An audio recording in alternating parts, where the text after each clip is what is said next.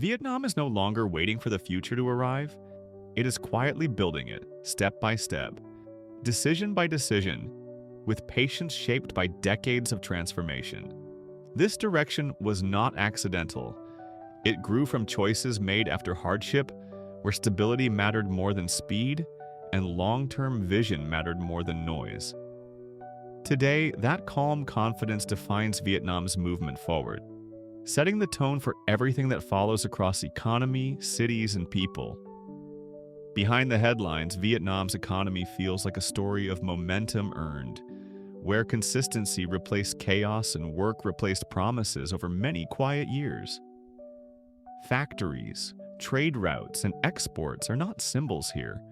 They are outcomes of discipline, showing how reliability became Vietnam's strongest economic language. This is why global partners now watch closely, sensing that Vietnam's rise is not fast hype, but durable progress.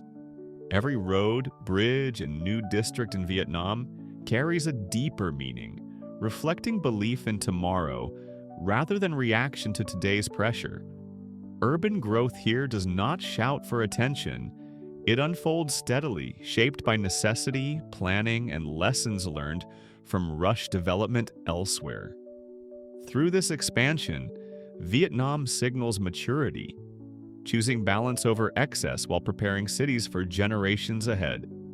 Vietnam's real strength lives within its people, especially a generation that learned ambition without entitlement and discipline without fear.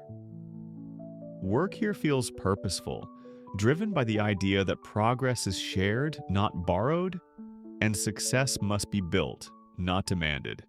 This collective mindset fuels Vietnam's engine, where individual effort quietly supports national direction. On the global stage, Vietnam now stands with quiet relevance, neither chasing validation nor avoiding responsibility in a shifting world. Its role grows through reliability, partnerships, and a reputation built slowly rather than marketed loudly to the world. As this story continues, Vietnam's path suggests one truth: steady nations shape the future. The next chapter reveals even more: